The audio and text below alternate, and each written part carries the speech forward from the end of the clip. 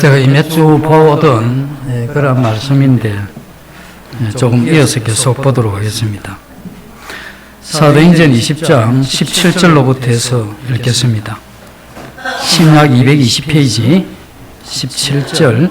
바울이 밀레도에서 사람을 에베소로 보내어 교회 장로들을 청하니 오매 그들에게 말하되 아시아에 들어온 첫날부터 지금까지 내가 항상 여러분 가운데서 어떻게 행하였는지를 여러분도 아는 바니 곧 모든 겸손과 눈물이며 유대인의 관계로 말미암아 당한 시험을 참고 주를 섬긴 것과 유익한 것은 무엇이든지 공중 앞에서나 각 집에서나 거리낌이 없이 여러분에게 전하여 가르치고 유대인과 헬라인들에게 하나님께 대한 회개와 우리 주 예수 그리스도께 대한 믿음을 증언한 것이라.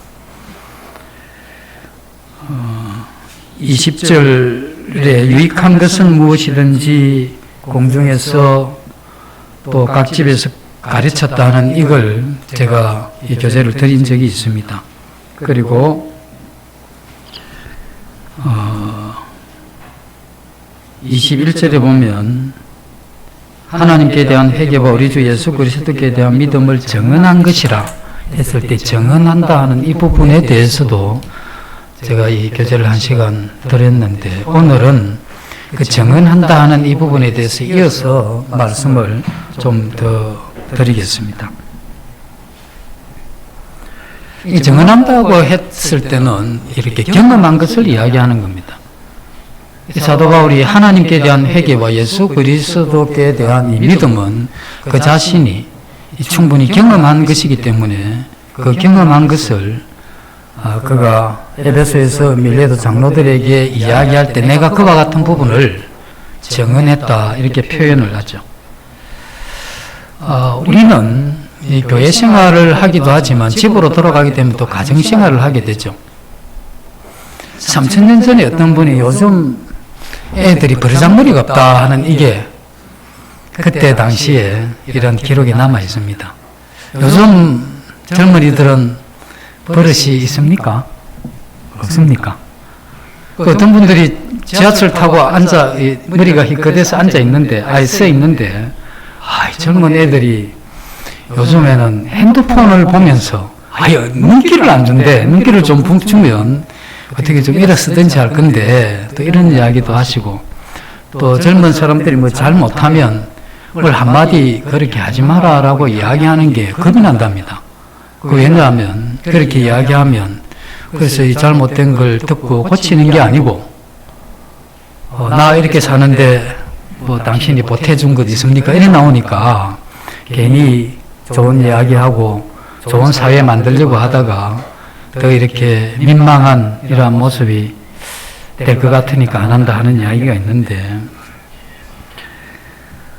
우리는 이 권위에 대해서 이렇게 생각을 해보면 이 권위의 근원은 하나님이시죠. 우리가 이 타락하기 전에 모든 권위는 하나님으로부터 기초된 것입니다. 그러니까 타락한 이후에 인간이 하나님과 멀어지게 됐죠. 하나님과 멀어진 가운데에서 이와 같은 이 권위를 세우려고 하니까 이러한 이 권위주의가 필요하죠. 그래서 이러한 이 권위주의 때문에 이 권위를 벗어나려고 하는 탈권위 쪽으로 많이 이렇게 가게 되는데 이것이 이제 교회 속에도 들어오게 되고 가정에도 들어오고 학교에도 들어오죠.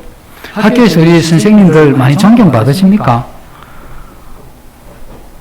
존경 넘치도록 받기 힘들죠. 그럼 가정에서 우리 부모님들은 자녀들한테 그렇게 잘 공경을 받고 있습니까? 그것도 쉽지 않죠. 우리 정치 지도자들이 우리 국민들한테 존경을 받겠습니까? 우리 조금 나라의 대통령 이름도 친구같이 좀 부르죠. 님도 안 붙이고 그죠? 이런 부분을 보면 우리도 이와 같은 이 권위에 대한 이런 부분들이 굉장히 약화되어 있는 건데 이러한 이 권위들이 어떻게 세워지느냐 하면 이 진정한 이러한 권위는 하나님의 말씀을 가르치고 그 말씀을 인정하게 될 때 이러한 이 권위가 회복되는 겁니다. 우리가 진리의 말씀을 듣고 진리의 이러한 말씀을 따라 자신의 이러한 성품이 변화되어 가게 되면 이와 같은 이 권위가 자연스럽게 서게 되는 이것이 이 성경에서 우리에게 가르치는 건데, 저도 5월달이 되면 자녀들아 부모를 공경하라, 그러면 네가 땅에서 잘 되고 네가 장수하리라, 이런 말씀을 자주 이렇게 해드리죠.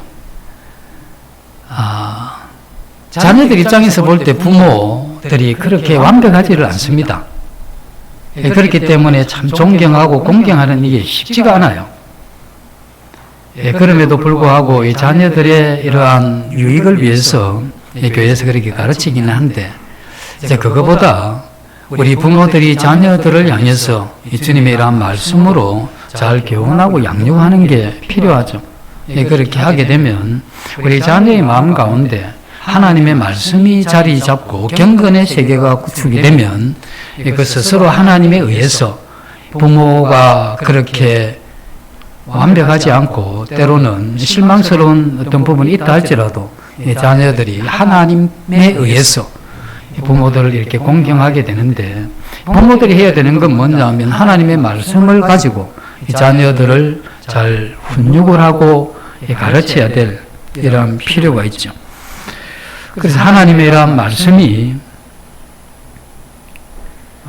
우리의 이러한 이 성품에 변화를 일으키고 하나님을 닮아가는 그러한 사람이 되면 칼 한 자루 없이도 이러한 이 권위가 씌워집니다. 이 세례요한과 헤롯의 이런 관계를 보면, 헤롯은 이 세례요한을 단칼에 목을 벨 수 있는 그러한 권위를 가진 사람이지만, 헤롯이 이 세례요한과 이렇게 대화를 나누면서 굉장히 이 세례요한이 헤롯에게 바른 말을 하죠. 그래서 듣는 헤롯이 번민하면서도 함부로 어떻게 하지 못하는 그와 같은 것이 뭐냐면, 이 세례요한을 통해서 나타난 하나님의 권위 때문에 그와 같은 것이 일어나죠.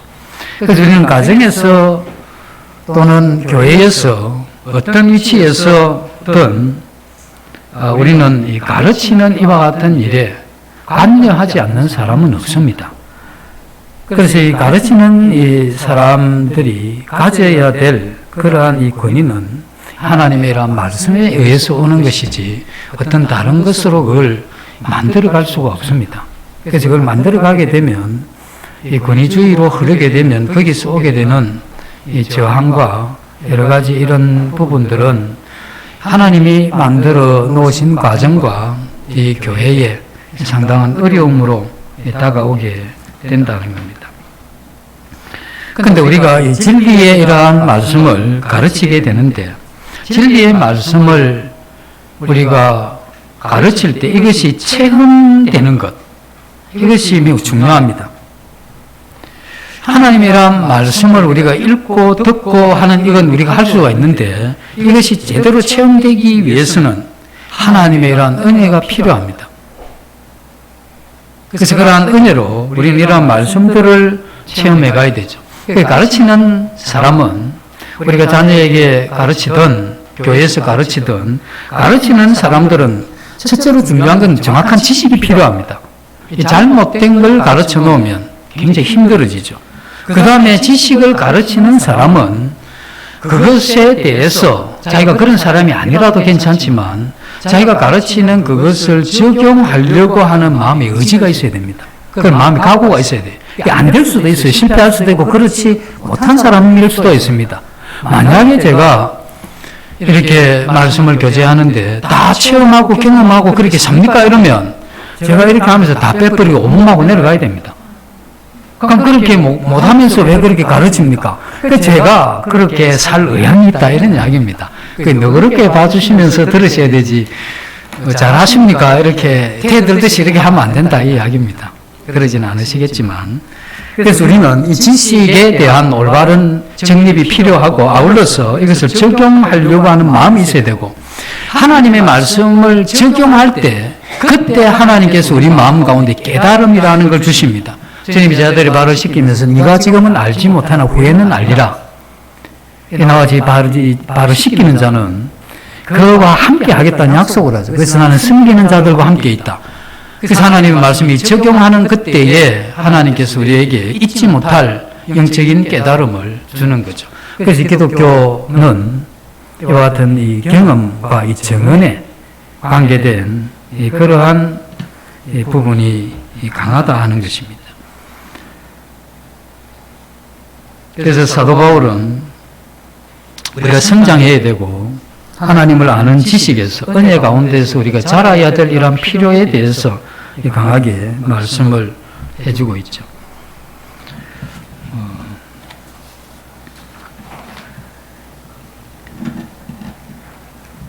그런데 이제 우리가 이 경험의 이러한 이 측면에서 볼 때 또 우리가 어떻게 가르치느냐 하는 이러한 이 측면을 볼 때 우리가 이 정확한 이런 이 지식이 굉장히 필요합니다.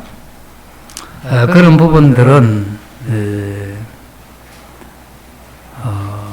특별히 가르침에 관계된 사람들이 왜 그게 많이 필요하냐면 자기만 알면 좀 틀린 걸 알아도 돼요. 세월이 지나서 바로 잡으면 되니까.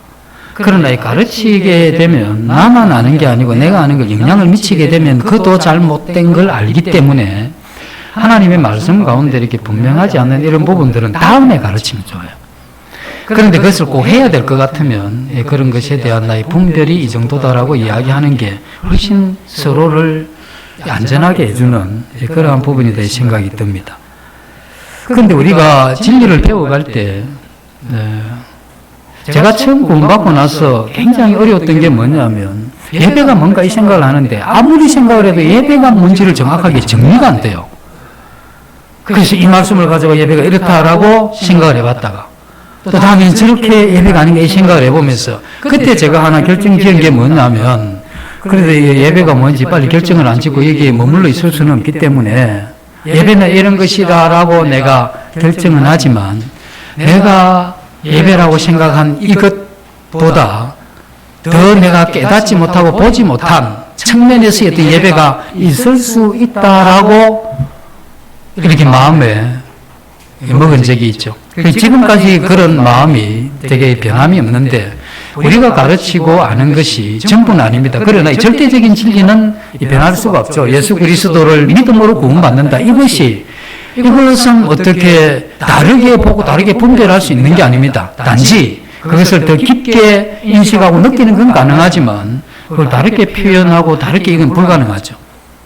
그러나 그 외에 여러 이런 부분에 대해서 우리 이러한 내가 인식하고 있는, 내가 알고 경험한 이걸 우리가 인식을 하게 되죠. 내가 인식한 그 너머에 그러한 지식의 이러한 세계가 있을 수가 있다는 겁니다.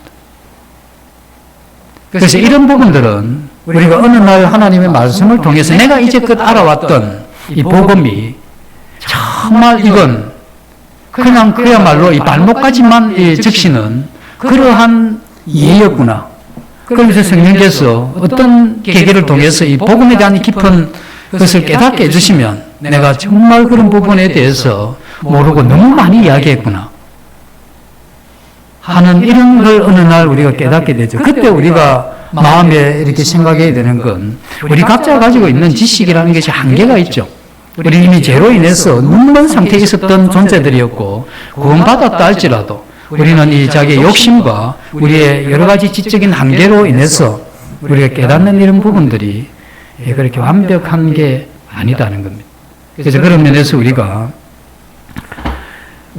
알고 있는 이 인식하고 있는 이 세계를 넘어선 이러한 더 깊은, 더 넓은 그러한 이 지평이 있을 수 있다.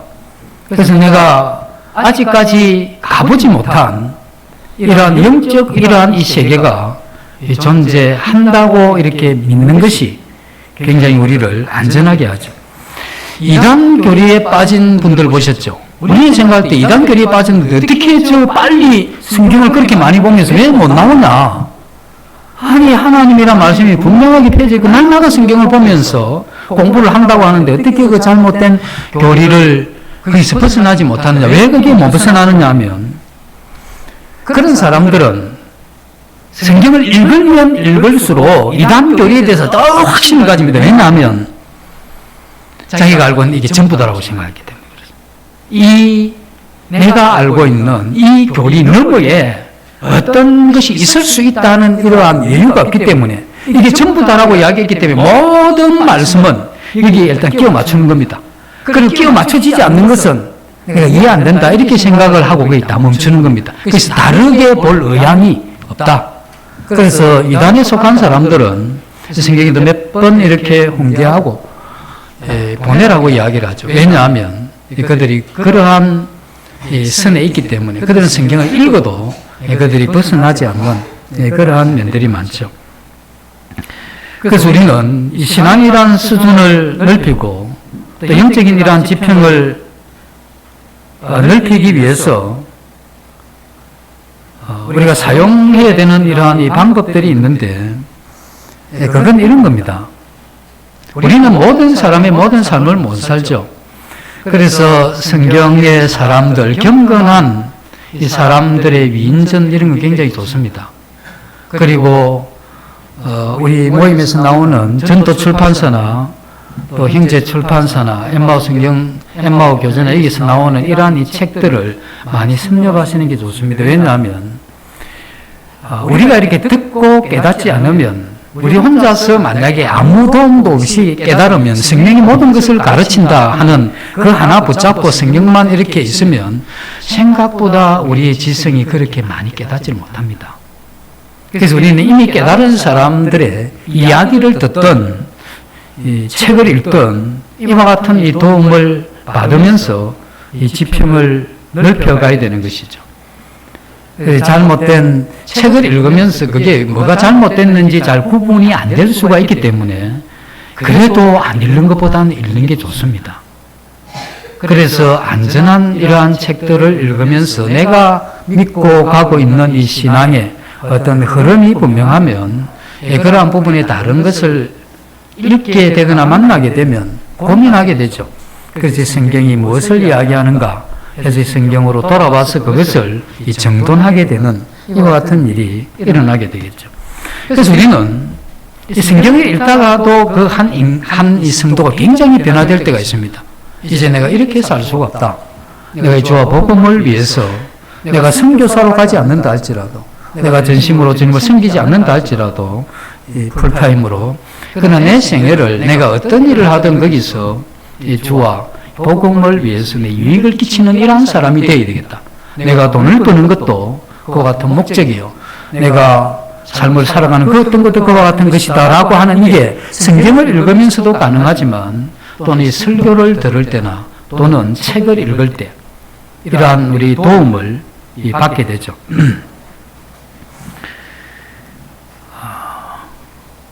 우리가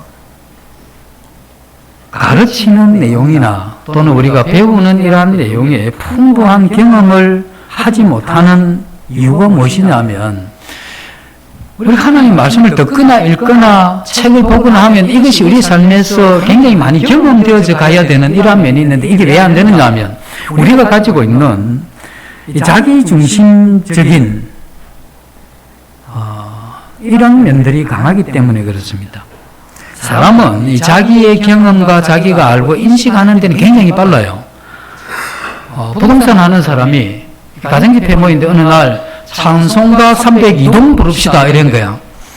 근데 아무도 잘 몰라서 그 302장을 폈는데 그렇게 한 사람이 지적을 한 거야. 그 302동이 아니고 302장입니다. 그 지적한 사람이 누구냐면 은행원이라. 은행원은 또 그런 숫자 이래 들으면 굉장히 민감하잖아요.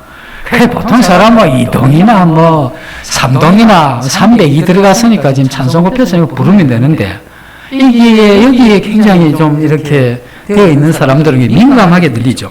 마찬가지로 우리의 이러한 마음에 자기중심적인 게 가득 차면 하나님이란 말씀을 경험해 가는 데서 근본적으로 이게 막혀버려요.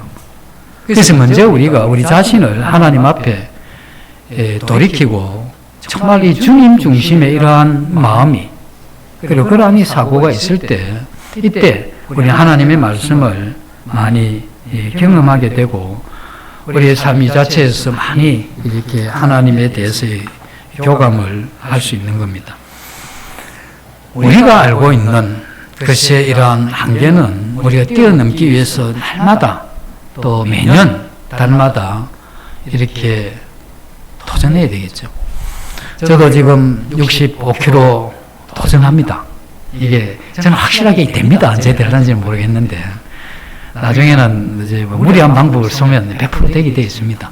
마찬가지로 우리 육체의 훈련도 약간의 유익이 있기 때문에 도전하는 건데 영적인 이러한 부분은 굉장한 유익이 있다고 말씀을 하시기 때문에 우리가 이러한 부분에 대해서 우리의 영적인 이 깊이와 넓이를 넓혀가기 위해서 우리 마음에 작정하고 도전하는 게 필요합니다. 그러면 어느 순간에 그러한 진리의 말씀이 깨달아지면 이런 생각이 듭니다. 계란이 23일 지나면 병아리 되는 건 아시죠? 병아리가 될 때 안에서 일단 껍질을 그 물은 그 입으로 톡톡 쫓습니다. 그래 이제 밖에 나오죠.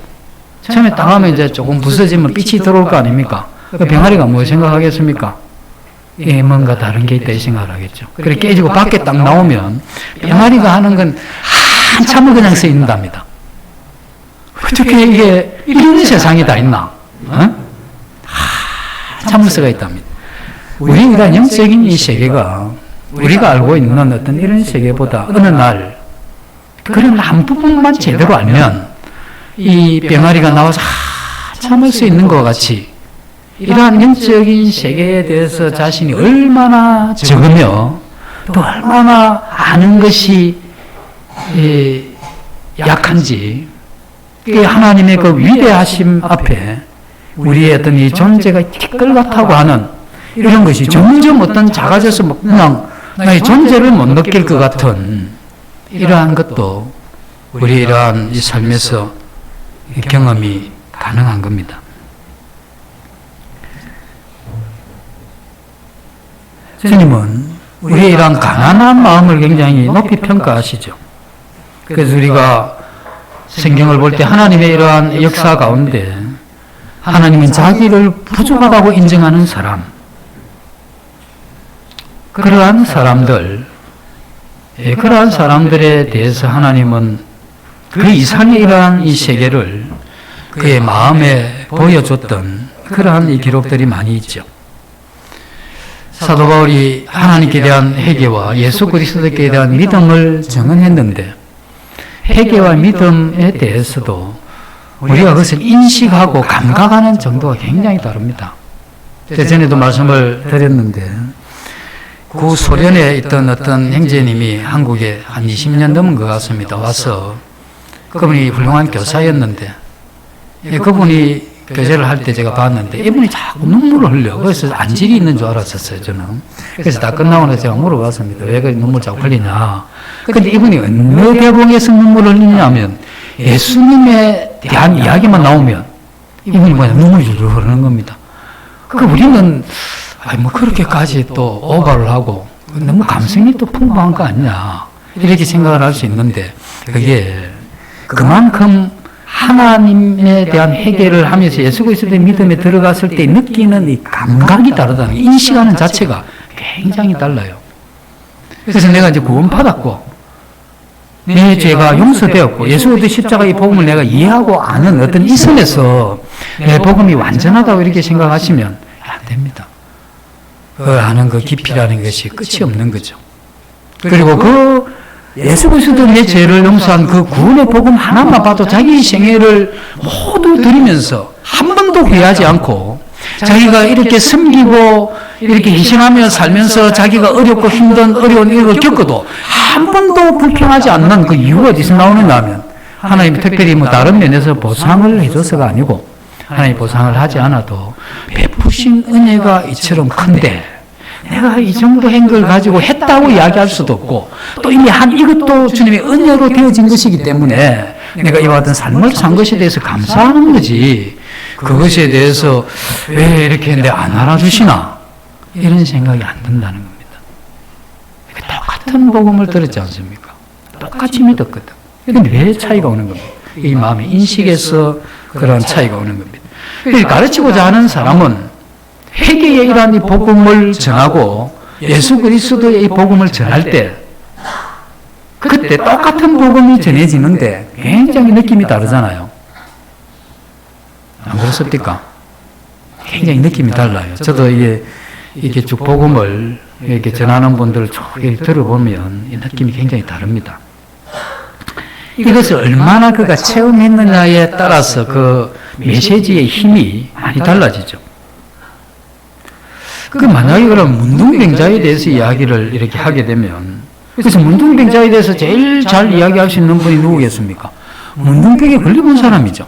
그럼 우리가 문둥병에 걸려보고 문둥병자에 대해서 이야기할 수는 없는 거 아닙니까? 그거 한 번 이야기하려고 문둥병에 걸릴 수는 없는 거잖아요. 그러나 이 문둥병에 대해서 이렇게 생각하면서 그 환자가 겪게 되는 어려움과 느끼는 이러한 마음의 힘든가 어려움 이런 것들을 이렇게 생각하게 되면 그 문둥병자의 어떠함을 헤아릴 수 있는 능력을 하나님이 우리에게 주셨습니다. 그래서 가르치는 이 사람들은 자기가 가르치는 이 내용에 대한 헤아림이 있어야 되죠. 그건 경험하지 못했다 할지라도 우리는 이제 대개 이야기하는 게 머리에서 마음까지의 거리가 좁은데 왜 이렇게 멀게 느껴집니까? 제가 오늘 머리에서 가슴으로 이걸 굉장히 짧게 제가 만들어 갈 수 있는 방법을 하나 알려드리겠습니다. 잊어버리면 안 됩니다. 평생에. 머리에서 가슴까지 오는 데는 뭐가 있어야 되냐면 깔때기가 있어야 돼요. 깔때기가 있으면, 깔때기 알죠? 깔때기가 있으면 여기 있는 게 조금 내려갈 거 아닙니까?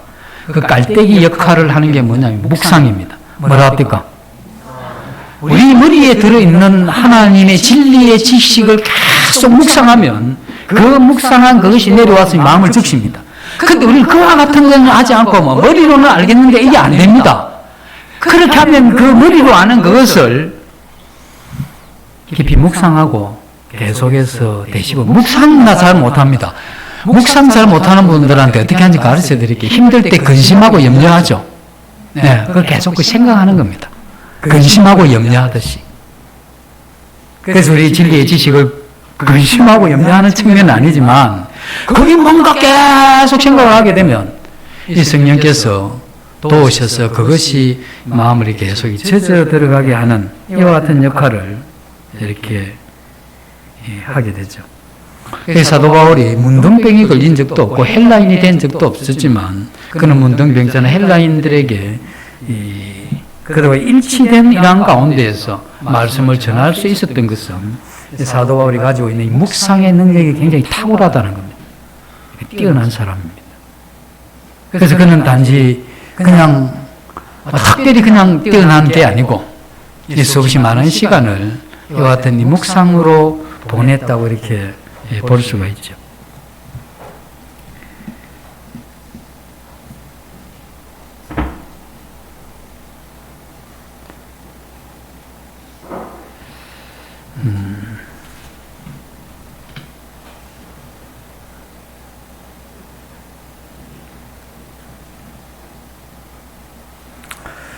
우리가 이렇게 복음이 전해질 때 보면 어떤 사람이 자기를 위해서 대신 지신 이 십자가를 이렇게 보게 됩니다. 그러면서 이 십자가를 보게 되면서 자기 이런 마음에 내가 이 죄인이구나. 그리고 그분을 믿음으로 내가 구원받을 수 있구나 하는 이와 같은 일이 일어나게 되는데, 우리를 구원한 우리의 이런 표현을 내가 어떻게 구원받았다고 하는 이 표현 자체를 믿음이라 하잖아요. 내가 믿음으로 구원받았다고 하지 않습니까? 그래서 예수 그리스도께 대한 이 믿음, 이러한 이 믿음을 다른 사람이 가지게 하기 위해서 그 사람이 전하는 사람이 뭘 봐야 되느냐. 저 사람은 그가 전하는 예수 그리스도의 이 십자가의 죽음과 이 부활, 이것을 통해서 그가 뭔가를 봤구나. 그리고 보고 그가 그의 그 때문에 그 자신이 변화됐구나. 그래서 나도 그런 사람이 되고 싶다 하는 이것이 전달될 때 이 복음이 굉장히 효력이 있습니다. 그래서 우리는 우리가 전하는 또 가르치고 있는 이러한 모든 부분에 대해서 경험하려고 하는, 그리고 경험이 안 되는 부분은 깊이 묵상함으로써 그 부분에 대해서 깊이 이해하는 이러한 형태의 이러한 삶이 우리에게 이 정인으로 살아가는 삶이 필요하죠.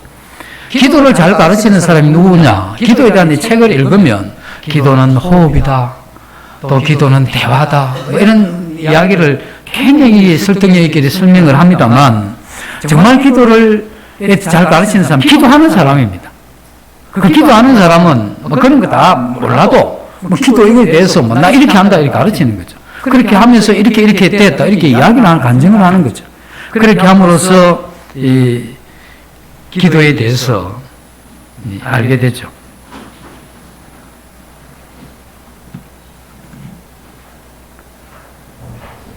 우리가 우리 은혜 속에서 복음을 전하면서 이렇게 살아왔던, 그리고 자기가 그 복음의 도구가 되어서 살아왔던 사람들이 있습니다. 그리고 이 거룩한 생활을 하기 위해서 굉장히 분투하는 사람이 있습니다. 자기가 정말 거룩한 그러한 사람이 되기 위해서 잘 이렇게 자기의 삶을 정돈하고 하는 이런 사람들이 있죠. 이런 사람들은 그것에 대해서 그 내용을 잘 가르칠 수가 있습니다. 그런데 이제 기회주의적인 사람들은 그런 직분을 가지고 있지만 한 번도 중심으로 마음을 쏟아서 우는 이러한 이 통곡하는 가운데 이러한 충성의 경험이 없는 사람은 충성에 대해서 이야기는 할 수 있지만 한계가 있습니다. 충성해봤는 사람은 이 충성이 뭔가를 알잖아요. 우리 김명희 지금 군 이야기를 자주 하는데, 이제 군 이야기 자주 하는 건 뭐냐면 힘들었기 때문에 자주 하기도 하고, 또 그 다음에 군 생활을 잘했기 때문에 또 하기도 하겠죠. 그래서 군에서 힘들게 충성했다는 이야기겠지. 그래서 이제 그런 걸 보면서 이 충성이라고 하는 이게 뭔지를 아는 겁니다. 그래서 그 충성을 이 믿음에 적용시켜서 가게 되는 거죠. 그래서 이런 그것이 되지 않으면 그 개념은 이해를 해요. 그러나 그리스도를 위해서 죽고 그리스도를 위해서 사는 것, 이것에 대한 이해는 그가 가지지 못한 상태이기 때문에 그 전달 자체도 굉장히 약해지죠. 우리가 영혼을 보면서 우리 구원받은 성도들이 우리 성도들을 이렇게 보면서 어떤 성도들이 굉장히 위험하다는 이런 게 어떤 때는 감지가 되죠. 저렇게 살면 곧 어려움을 당할 텐데, 그러면서 그 영혼을 도와줄 수 없는 어떤 한계를 또 느끼게 되죠. 그래서 그런 무력함 때문에 그 영혼을 위해서 이렇게 간절하게 기도하는 것 외에 어떻게 못할 그러한 부분이 있고, 그것을 고뇌하는 그러한 일들을 경험하지 못한 사람들은 이 사역에 대한, 또 인도자에 대한 마음을 이해를 못합니다. 그건 이해되는 게 아니에요. 그래서 만약에 그것에 대해서 이야기를 한다면 외식하는 거라.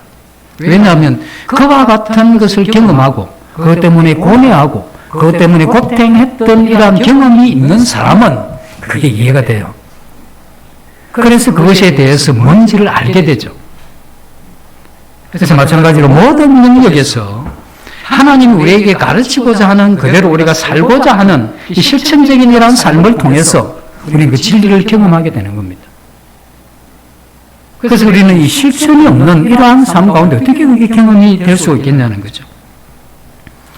그래서 이러한 우리의 경험은 전방위적입니다. 어떤 한 부분만, 전도 그것만 아니고, 섬김 그것만 아니고, 가르침 그것만 아니고, 기도 그것만 아니고, 예배 그것만 아니고, 우리의 성품 가운데 겸손만 아니고, 온유, 자비, 긍휼, 이 모든 우리의 전방위적으로 우리의 총체적인 인격이 이런 하나님의 말씀에 의해서 도전받고 그것을 우리가 되어져 가려고 하는 이러한 하나님 앞에 이러한 자세가 필요하죠.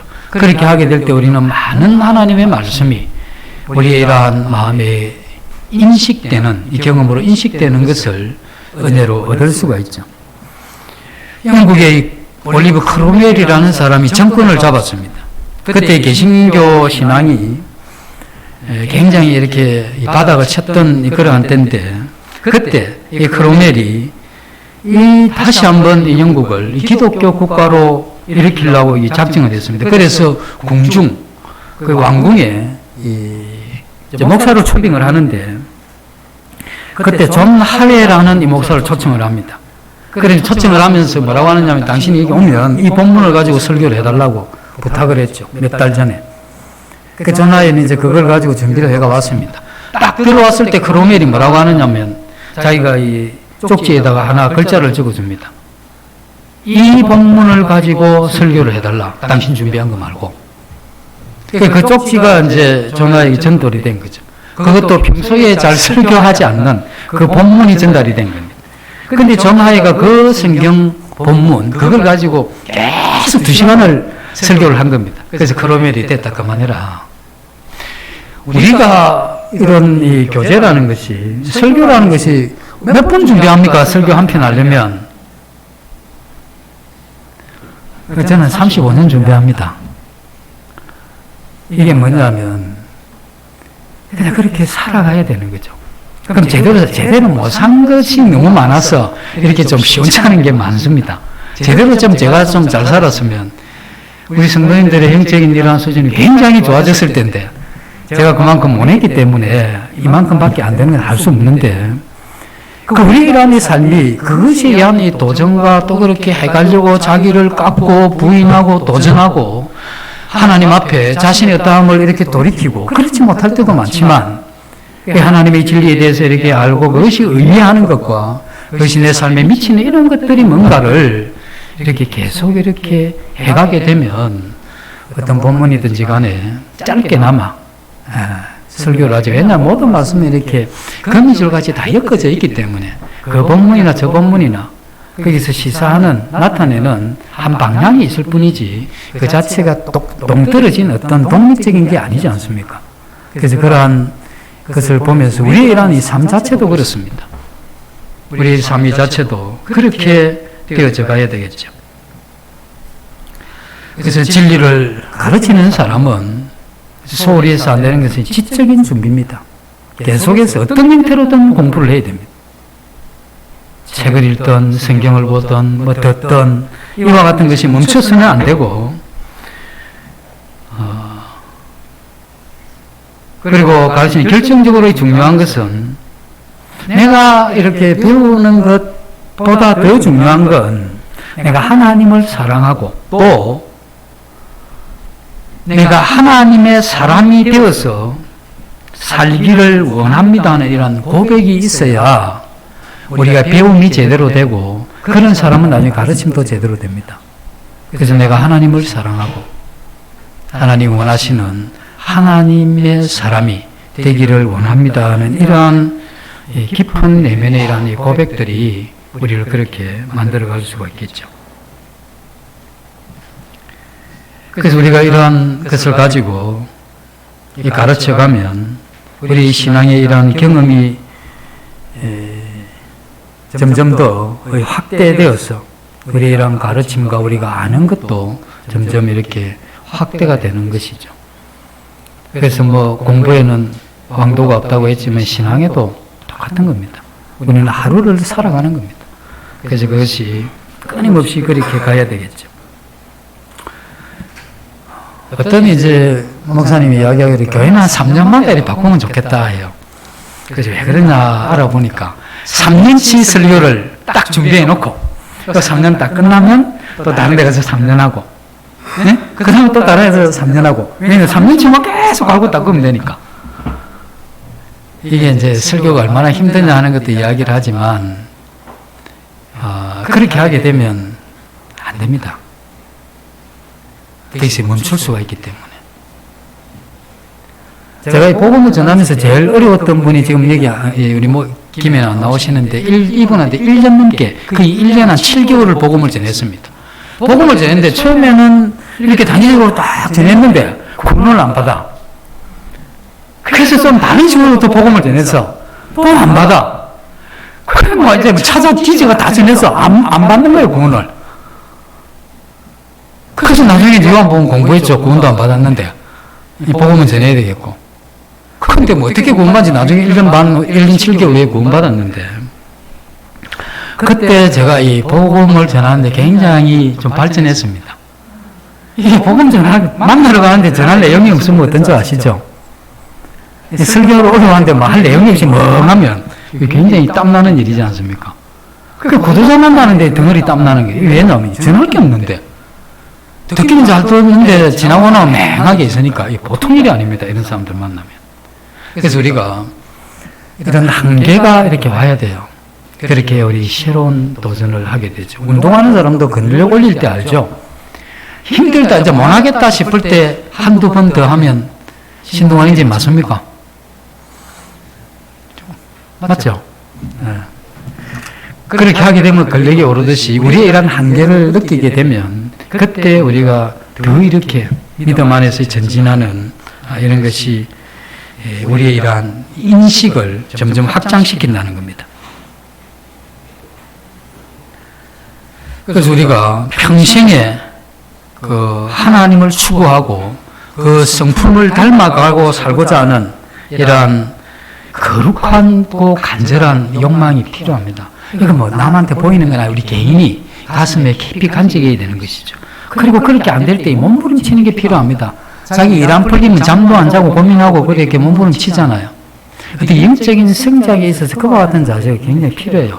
안 그러면 이 세상이 밀려오는 이 세속주의와 이 상대주의와 그리고 자기중심적인 그리고 물질과 이런 것들이 밀려오는 이걸 우리가 견디면서 신앙을 해간다는 게 그 힘들어요. 그래서 우리의 마음에 그렇게 우리의 마음을 부여잡고 이 날마다 하나님 앞에 나아가서 이 어떻게 할 거냐 하는 이러한 고민을 우리가 하지 않으면 우리는 그렇게 생각보다 빨리 휩쓸려 갈 수밖에 없죠. 그래서 우리는 그렇게 부여잡고 이렇게 가게 되면 주님께서 우리 신앙의 이러한 지평을 이렇게 넓혀주는 이러한 경험이 우리에게 필요하죠. 그런데 우리가 어느 선에 이런 걸 느낄 때가 있습니다. 내가 이만한 건 다 아는 것 같다 이런 느낄 때가 있죠. 그건 무엇이냐면 이렇게 성장이 멈춘 걸 이야기를 합니다. 다 아는 거다 이야기를 하죠. 더 들을 것도 없고 그 내용 한두 번 본 게 아니죠. 그런 건 뭘 이야기하느냐면 하나님을 향한 이 추구가 멈춘 거기 때문에 인식의 영역이 넓어지는 것도 멈추는 겁니다. 그래서 나이가 들면 저도 이제 나이가 들어가는데 연세 많으신 분들 죄송합니다만 이런 이야기 있잖아요. 나이 들면 고집만 남다는 이야기가 있죠. 저도 가끔씩 제가 이 고집스러운 이런 게 조금 있다 하는 생각을 합니다.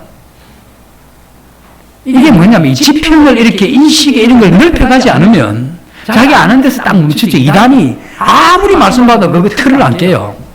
왜냐하면 그 너머에 뭐가 있다는 걸 인정을 안 하는 거라.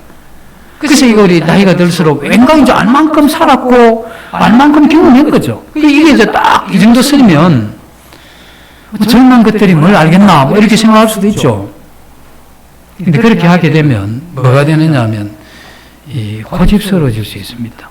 그래서 우리 이러한 이걸 넓혀가기 위해서는 내가 비록 이때까지 신앙을 해왔지만 최근에 구원받은 분들을 통해서도 내가 뭔가 보지 못한, 느끼지 못한 어떤 그런 것들을 느끼는 분들을 우리가 보면 이런 부분에 대해서 우리가 돌이키면서 내가 성경 내용은 좀 더 알겠지만 그러나 그런 인식하는 정도가 저분은 구원한 지 얼마 안 됐는데 나보다 그 부분이 굉장히 강하게 전달되어 있구나 이런 것을 느끼면서 우리를 돌이키는 게 필요하죠. 이런 부분들이 우리의 이러한 삶에 굉장히 중요한 부분을 차지한다는 겁니다.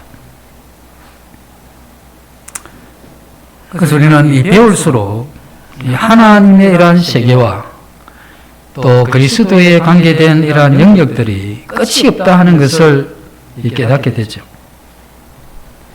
우리 메시지가 신선하기 위해서는 계속해서 영적인 영역의 이러한 이 확장이 필요합니다. 이러한 영역의 확장이 안 되면 이게 힘들어요. 서로가. 그래서 우리는 계속해서 우리 모두는 이와 같은 이 확장을 위해서 그렇게 가야 되는데 이건 확장되는 것은 이 체험과 이 경험과 관계가 있다는 겁니다. 순종과 관계가 있다는 것이죠. 4세기부터 13세기까지 기독교에 유행했던 게 뭐냐면 수도원입니다.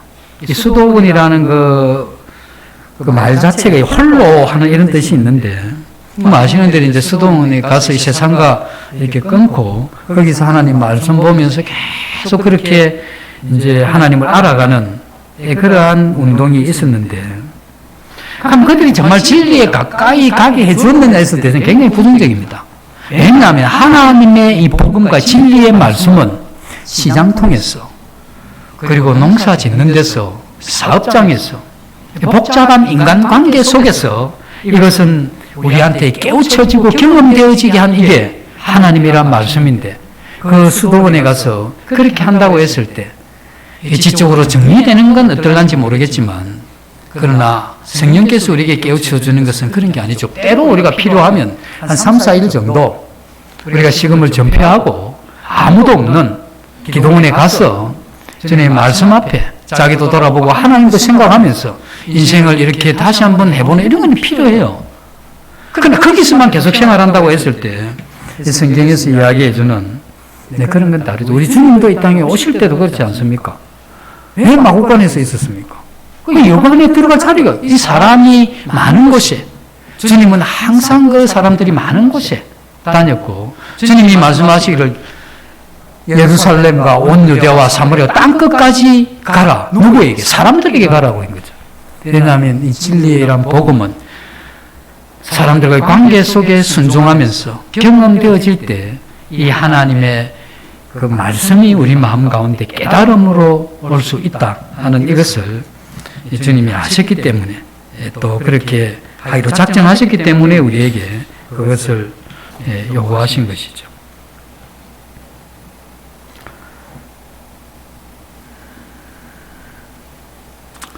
이 그리스도인의 삶에서 이제 연습이 없습니다.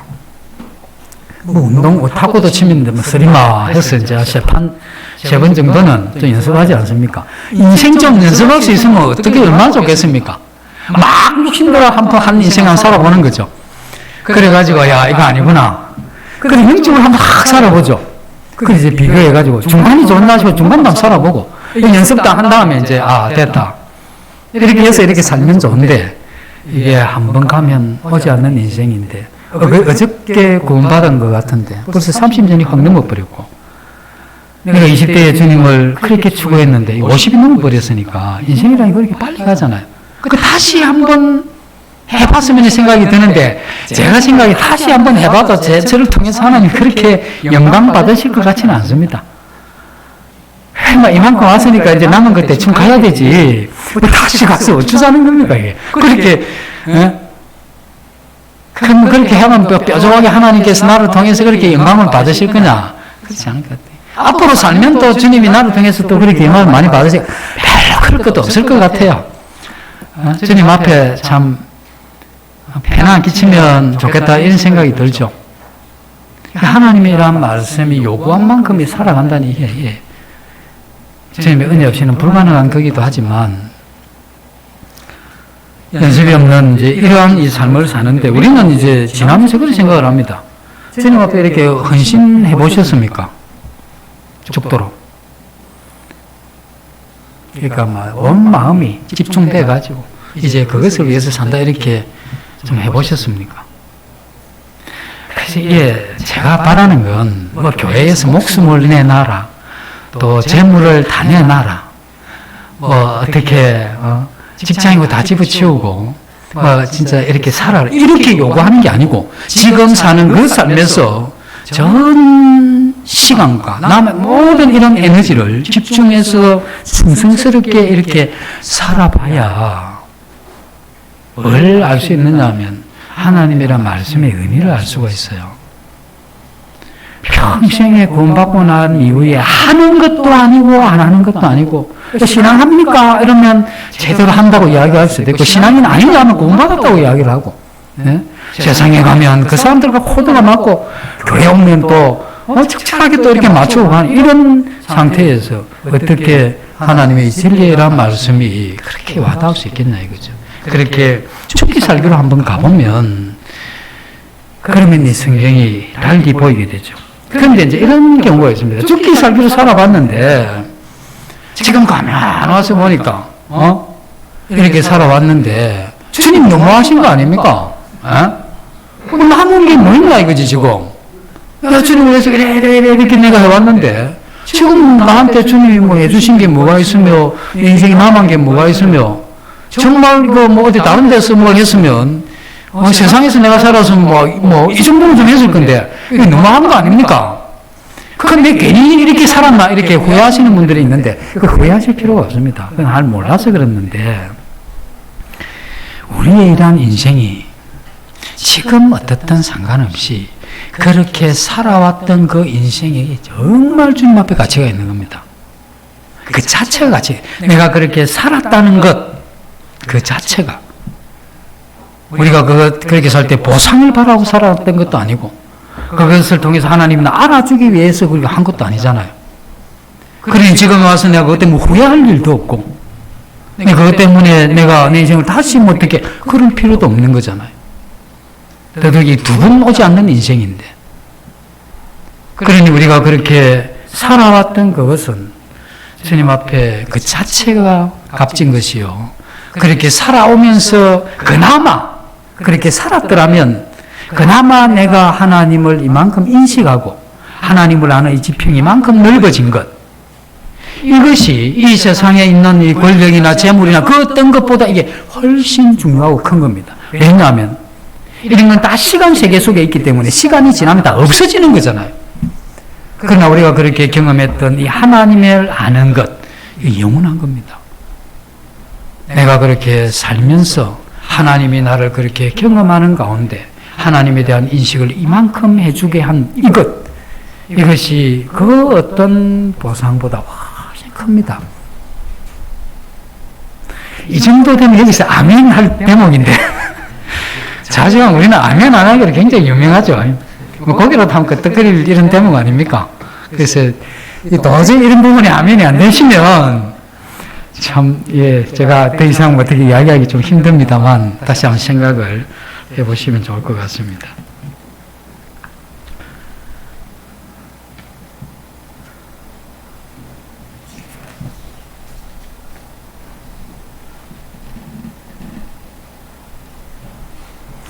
근데 우리가 계속 어떤 말씀을 듣거나 성경을 읽거나 하는데 살아가면서 이런 생각이 드신 적이 없습니까? 내 신앙 성장이 못하고 멈췄다, 이런 생각이 들 때 없습니까? 그런 이 생각이 들 때 우리가 생각해야 되는 건, 점검해야 되는 건 내가 주님의 말씀에 실천하는 삶이 있는가, 이 점검을 하시는 게 좋죠. 굉장히 중요합니다. 내 영적인 성장이 없는 이유는 그 말씀에 대해 순종해 가는 것이 없을 때, 왜냐하면 하나님은 우리의 이러한 삶에서 그것을 실천함으로써 하나님의 이러한 이 신앙이 전수되는 겁니다.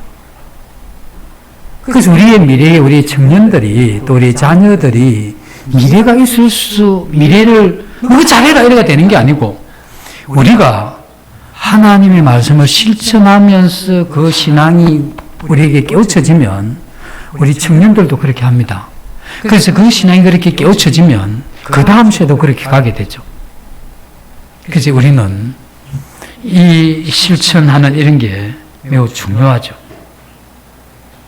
하나님 앞에 충성하는 게 힘드십니까? 그런 어떤 분한테 이야기하니까 내가 너무 빨리 믿었나 봐. 좀 더 세상에 더 살다가 좀 더 재밌다가 막판에 죽을 때쯤 돼서 믿었으면 훨씬 좋을 텐데, 뭐 우리 성도님들 그런 분이 없으리라 믿습니다. 그게 뭐냐면 이게 지금 그 충성할 마음이 없는 거라. 그래서 충성하지 못하는 건 이제 문제가 있죠.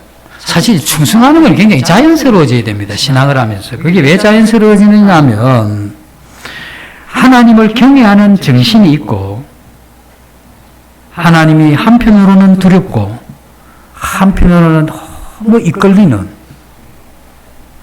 그러한 마음이 있고, 그 다음에 우리가 하나님을 사랑함으로 우리 마음 가운데 그분을 절대적으로 의존하고, 그러한 마음이 있으면 우리 마음 가운데 일어나는 게 뭐냐면 열정입니다. 이건 뭐 네가 공부받았기 때문에 해라 하는 어떤 강압이 아니고, 어제 우리 청년의 시간 때 제가 이 말씀을 드렸죠. 우리가 왜 열정이 없느냐? 열정이 없는 이유는 어떤 말씀을 몰라서 그런 게 아니고 하나님을 사랑하는 게 적어서 그렇습니다. 이게 적으면 우리가 충성스럽게 살면 굉장히 힘들어요. 에? 하나님을 향한 열정이 없으면서 열정이 없는 이유는 하나님을 사랑하는 게 약해서 그렇는데 그것이 약한 가운데 충성스럽게 살면 굉장히 마음이 불편하고 힘들어요. 그리고 일중심이 되고 여기에는 의지 강하고 일중심적인 사람만 살아남습니다. 부드럽고 낙천적이고 이런 사람들은 못 살아남아요. 이 신앙은 그런 사람만 살아남고 이런 사람 못 살아남는 게 아니고 그가 의지가 강하든 감성적이든 상관없이 하나님을 사랑하게 되면 그를 의존하게 되고 그러면서 그 사랑하는 그 하나님 때문에 내 마음 가운데 일어나는 이러한 열정, 이게 자연스럽게 우리를 충성으로 이끌어가는 겁니다.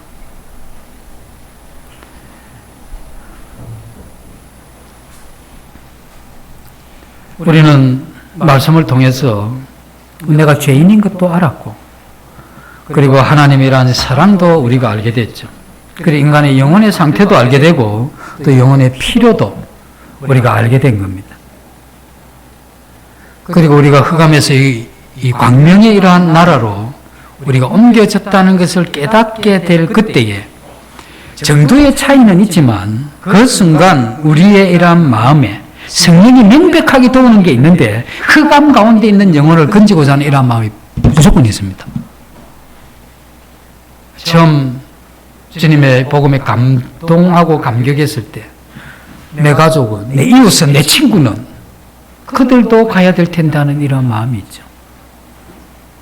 그건 뭐냐면 하나님의 그 사랑을 우리가 경험하면서 우리도 그 하나님을 사랑하는 마음이 강하게 일어났던 겁니다.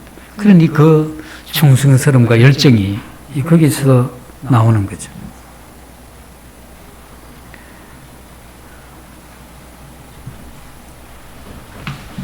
이야기를 하나만 더 드리고 마치도록 하겠습니다. 시간 관계에서 마쳐야 되겠네요. 그죠? 다음 또 기회가 되면 어떠한 건 그렇게 하도록 하겠습니다.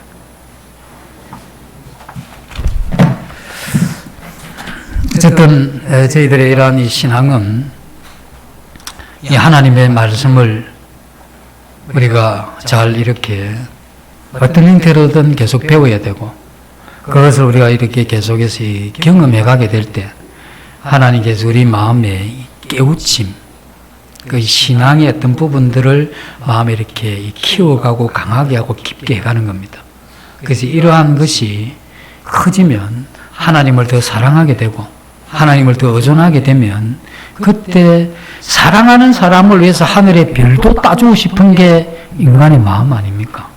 사랑하는 그 하나님을 위해서 도구로 사용된다 또는 그렇게 드린다, 충성스럽게 산다는 이게 일어나는 겁니다.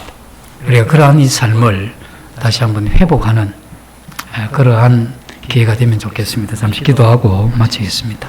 아버지 하나님 주신 은혜 감사를 드립니다. 아버지 하나님의 크신 그리고 위대하고 또 한량없이 우리에게 베푸신 이 사랑에 대하여 저희들이 인식하는 정도가 너무나 미비한 것에 대해서 저희들을 긍휼히 여기시고 은혜를 베푸셔서 저희들이 주님 말씀을 순종하고자 할 때마다 저희들에게 순종할 힘을 주시고 저희들 마음 가운데 그 순종하고자 했던 그 말씀의 이러한 의미를 깊이 새겨주셔서 우리 신앙의 이러한 폭을 넓혀갈 수 있도록 도와주셔서 저희들을 통해서 주님이 영광받는 이 일이 우리 서김의 교회 모든 성도님들을 통해서 일어날 수 있도록 도와주시기를 원합니다. 이 모든 예수님 이름으로 감사하며 기도드립니다. 아멘.